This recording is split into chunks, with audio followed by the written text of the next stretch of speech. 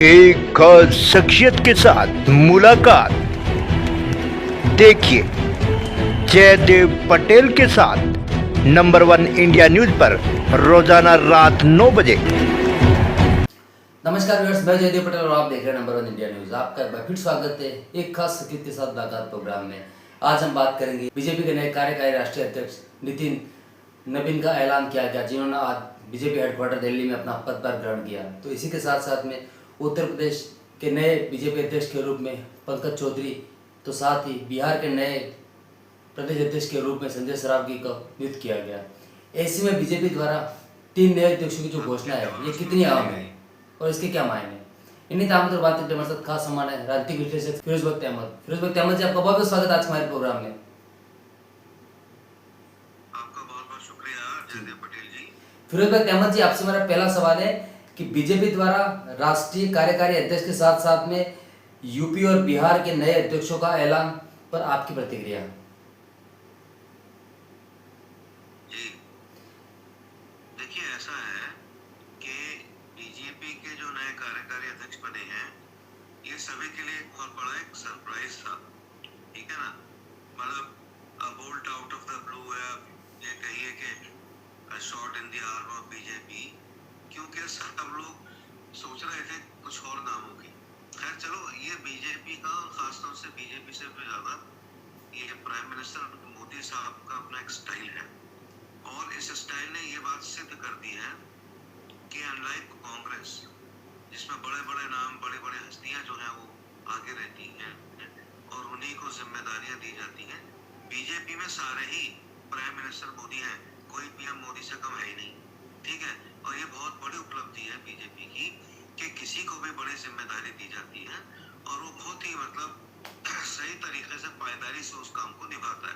अभी आपने देखा होगा पिछले दिनों, चाहे वो एमपी के चीफ मिनिस्टर हो, चाहे वो आपके हरियाणा के हो, राजस्थान के हो, कहीं के भी हो, तो ये अननोन लोग थे। अननोन का मतलब ये नहीं कि काम से इनका रिश्ता नाता नहीं था।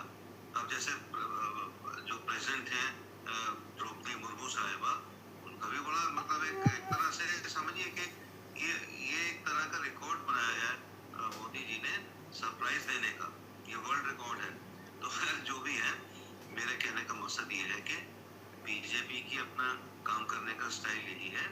यहाँ पे ना परिवारवाद चलता है, ना यहाँ पर कोई जो हस्तियां हैं बड़ी बड़ी वो चलती हैं, या काम करने वाले लोग चलते हैं, चाहे कोई भी उम्र हो उनकी। बेसिकली कम उम्र लोगों को ज्यादा प्रेफर किया जा रहा है। फिरोज बख्त अहमद जी, अगर हम बात करते हो तो बीजेपी द्वारा जिस प्रकार से राष्ट्रीय अध्यक्ष के साथ साथ में 2 जो प्रदेश अध्यक्ष है उनकी भी नियुक्ति की गई है, तो ये जो नए अध्यक्षों की घोषणा है ये क्या मोदी और शाह के बाद में नई बीजेपी की तैयारी है? देखिए ऐसा है, जो भी सिस्टम है ना भाजपा का, ये बहुत ही वेल ऑर्गेनाइज्ड और डिसिप्लिन सिस्टम है जो संघ से चलता है और जिसको राष्ट्रीय स्वयंसेवक संघ अब से नहीं, बहुत दसियों सालों से चला रही है, ठीक है। तो ये जो अब आपने कहा कि कुछ नए लोग आए हैं, जिम्मेदारियां उनको भी दी हैं, उत्तर प्रदेश में दी हैं और स्टेट्स में दी हैं, तो ये एक फिर मैं उसी बात को दोहराऊंगा कि ये अपना एक नया तरीका है बीजेपी का काम करने का, और बीजेपी संघ से मिलकर काम कर रही है। संघ एक तरह से समझिए कि बीजेपी की जान है और बीजेपी उसका जिस्म है, मिलके दोनों काम करते हैं तो बहुत तेजी से जो है जिस्म दौड़ता है और रूह भी बहुत ज्यादा अच्छी तरीके से आगे बढ़ती है। तो ये इस बात की तरफ भी इशारा है कि बीजेपी में एक नई जो समझिए कि एक एनर्जी, एक नई जो है ताकत भरने का पूरा अभी से इंतजाम कर लिया है प्राइम मिनिस्टर मोदी ने। और अब देश को इस बात की बिल्कुल फिक्र नहीं है कि किस स्टेट का कौन चीफ मिनिस्टर होगा, कौन आगे जाके प्रधानमंत्री होगा, कौन होम मिनिस्टर होगा, कौन एजुकेशन मिनिस्टर होगा, क्योंकि जो सिस्टम बन चुका है उस सिस्टम से, उस धर्रे पे ये सरकार दसियों साल से चल रही है, कम से कम 10-11 साल से तो पब्लिक ने इसको देख ही लिया है। तो इनकी अपना स्टाइल है, कांग्रेस का अपना स्टाइल था काम करने का, ठीक है। उसमें वीवीआईपीज होते थे, उसमें जो लोग थे मतलब ऑक्सफोर्ड के पढ़े हुए और जनाब हार्वर्ड के पढ़े हुए इस तरह के लोग आते थे, उनकी उनकी अपनी जो है बात थी काम करने की, इनकी अपनी है, ये खरे और देसी लोग हैं। जी फिरोज भाई अहमद जी, आपसे मेरा एक आखिरी सवाल है कि प्रधानमंत्री नरेंद्र मोदी पर कल जब कांग्रेस की एक रैली का आयोजन किया गया वोट चोरी को लेकर के, तो उसमें विवादित बयान दिए गए कि मोदी तेरी कब्र खुदेगी, इस तरह की बात की गई। ऐसे मेरा ये सवाल है कि बार बार प्रधानमंत्री नरेंद्र मोदी पर जिस प्रकार से विपक्ष विवादास्पद जो बयान दे रहा है, ये उसकी मजबूरी है या चुनाव में मिली हार जो है उसकी हताशा है? जयदेव जी, ये बड़ा अहम सवाल था और मैं सोच रहा हूँ कि आपको इसे पहले नंबर पर पूछना चाहिए था। खैर चलिए, कोई बात नहीं, आ तो जाएगा ये। देखिए क्या है, कांग्रेस की दाल नहीं गल रही है। कई इलेक्शंस में कांग्रेस का परफॉर्मेंस इतना अच्छा नहीं रहा है, ठीक है, और परिवारवाद की वजह से कांग्रेस काफी पीछे चली गई है। कांग्रेस के जो अपने भी प्रगाढ़ बढ़िया नेता थे, वो भी परिवारवाद को देख करके और ये जो सब उसमें जो है शीशा लीडर चल रहे हैं आपस में, वो भी पीछे हो गए।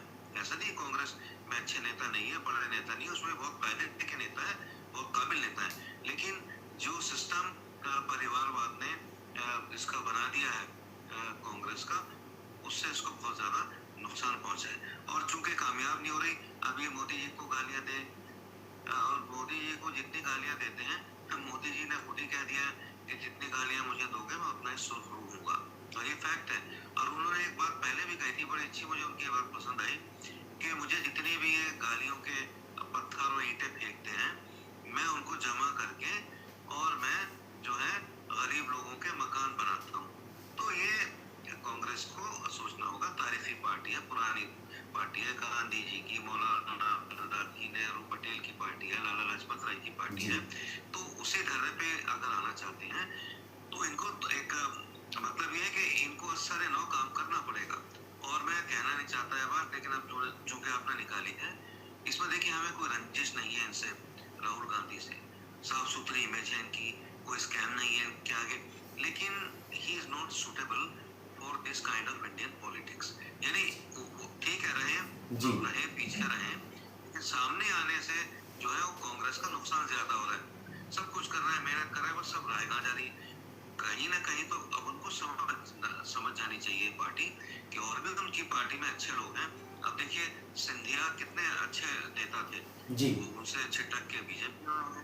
ये चीज समझनी चाहिए कांग्रेस को, अगर वो अपनी रीबिल्डिंग करना चाहती है तो परिवारवाद से बाहर निकले, और जैसे बीजेपी अच्छे अच्छे नए नए लोगों को चांस दे रही है, उनको भी ऐसी करना चाहिए। जी फिरोज भाई अहमद जी, आपने हमारे लिए समय निकाला, उसके लिए आपका बहुत बहुत धन्यवाद।